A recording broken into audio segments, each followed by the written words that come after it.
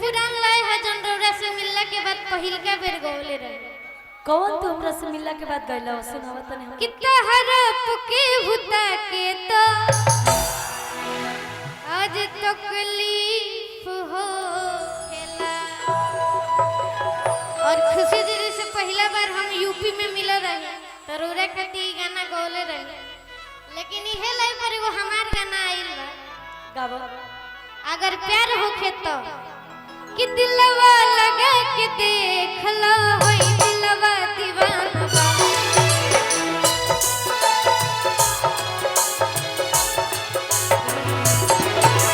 दिलवा लगा के देख लो होई दिलवा दीवाना बा।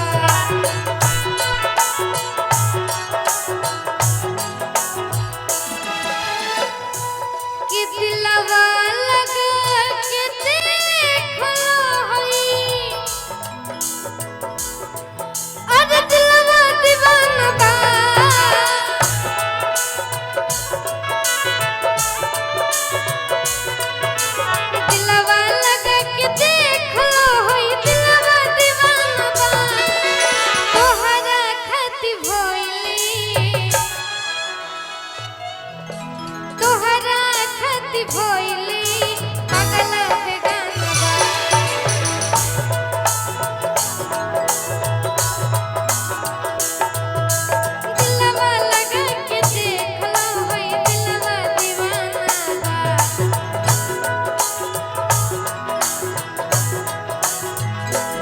अच्छा एक सेकेंड। रघु जितना उम्र में कम बड़े लेकिन टैलेंट इनकरा पास बड़ी बा, तो हम चाहते एक बार जोरदार ताली बजा दी आप सब बाबू के मनोबल बढ़ावे खातिर।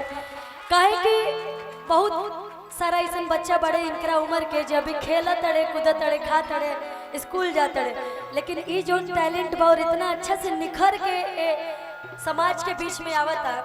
हमारी शुभकामना बा कि बहुत आगे बढ़ा।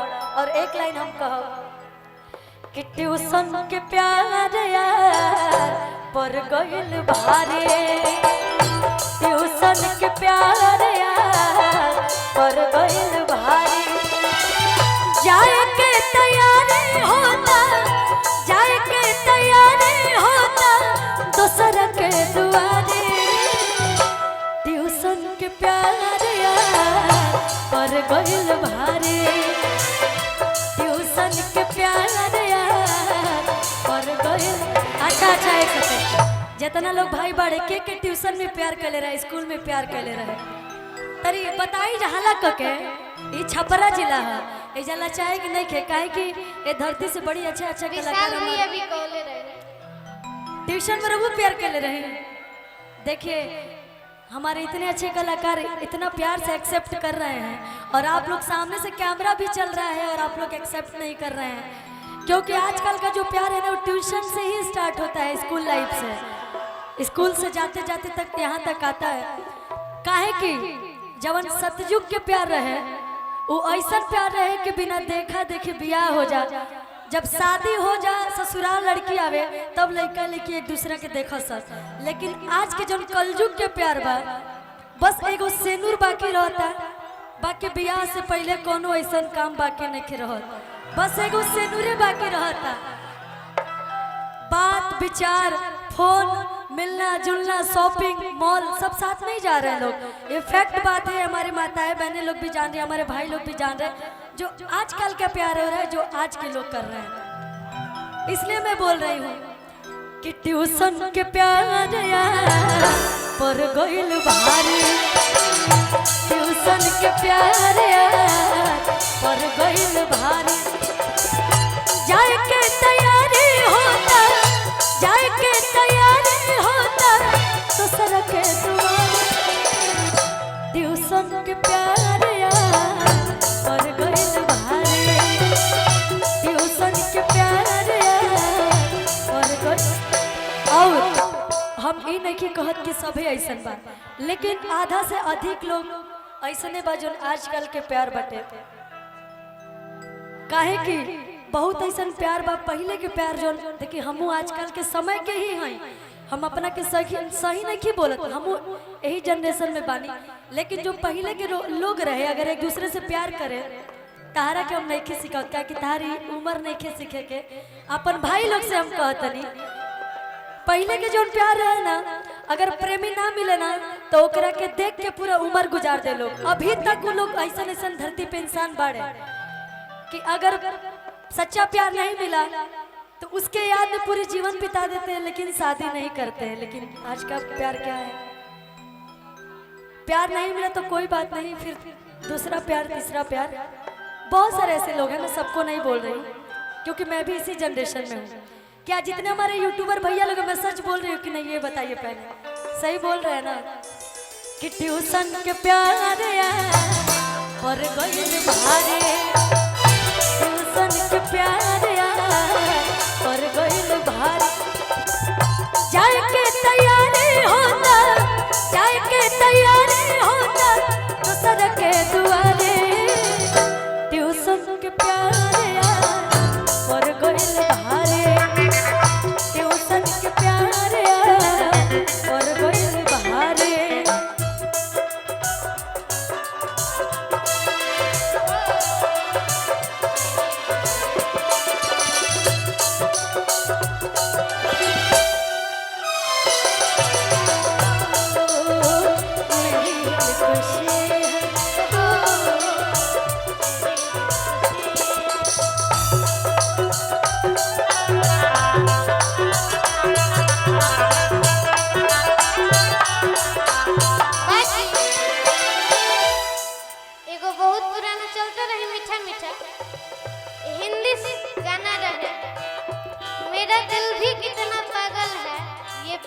तुमसे करता है लेकिन एकरा के कोनो लइका भोजपुरी में कहे आवा तू काहे बैठ गइलो?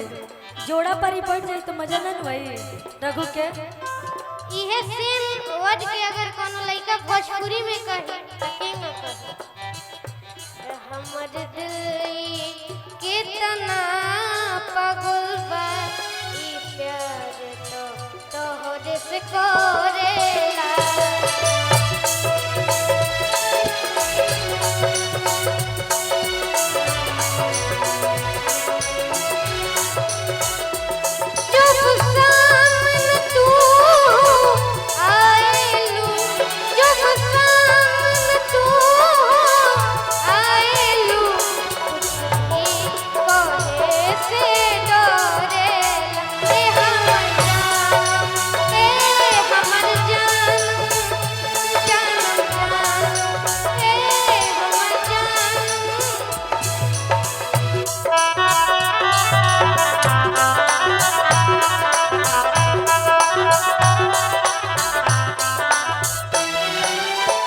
लेकिन लड़कियां कहलस लड़कों से बड़ी भाव में कि अब हमार शादी होता, हम जाते नहीं अपना ससुराल, हमने के प्यार यही जा तक रहे, लेकिन तू जब बोलेबो हम मिले जरूर आए।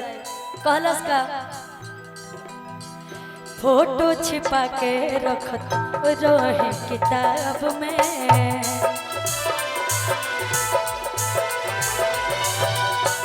चेहरा न भूल पाए कई ख्वाब में,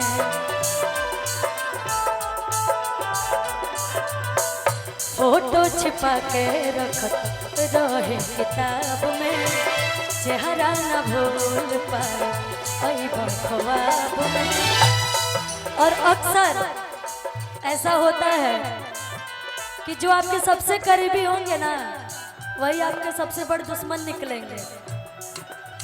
सही बात है, जिसको आप सारी बातें बताए रहिएगा, अपने दिल की बातें, चाहे बहुत पर्सनल बातें, अक्सर वही लोग धोखा करते हैं। अगर वो लोग धोखा ना करे ना कहलबा, अगर अपन घात ना करी तो दूसरे के इतना औकात बा कि छू दी हमरा के, अपने से लोग मजबूर होला तो कहला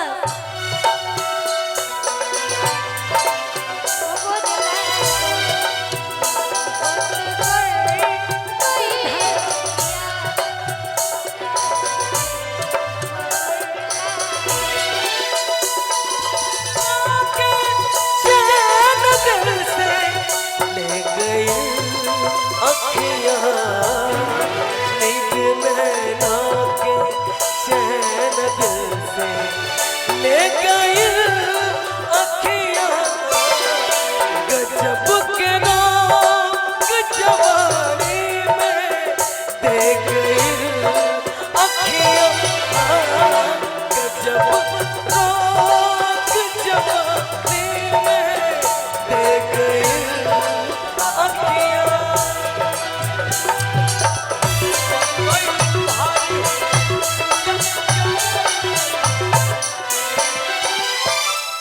लड़किया कहला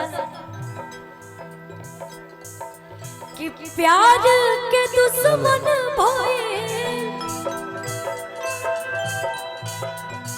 प्यार के दुश्मन भइल बा दुनिया सारे,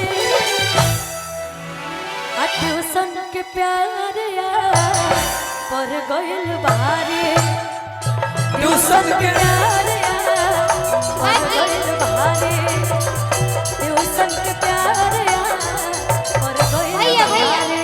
चलते रहे मीठा मीठा आई जन रबड़ा लय गई नी सारा बीत सारा जमाना सारा बिल सारा जमाना भई, झूठ बदनाम रघु गगनवा भइल बा,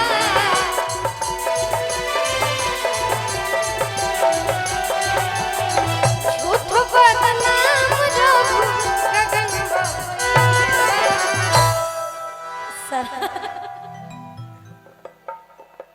तार बाबूजी आई बड़न भैया भैया है आज मम्मी के लगेंगे के बारे तारो बाबूजी बड़ी खिलाड़ी आदमी हुई हन भाई। ई बात जान जा, बहुत बढ़िया बात बोला तोरा, फिर से बोला। झूठ बदनाम खाली रघुआ भइल बा, झूठ बदनाम रघुआ गगनवा भइल बा, सारा बीत सारा जमाना भइल बा, सारा बीत सारा। और एही में चले दे तो जवनिया भइल दारू के पिए वाला बात, जवनिया भइल दारू के पिए वाला बात, दोहे में दोहे डल के, दोहे में दोहे डल के मोहे वाला बात, जवनिया भइल दारू के पिए वाला बात, एगो पिए पिए वाला बात। एगो पिए वाला बा, पिए वाला बाका जवनिया भइले दारू, पिए वाला बाका जवनिया भइले दारू, केहू पिए वाला जवनिया भइले दारू, केहू पिए वाला जवनिया भइल दारू के पिए वाला, जवनिया भइल दारू पिए वाला बात।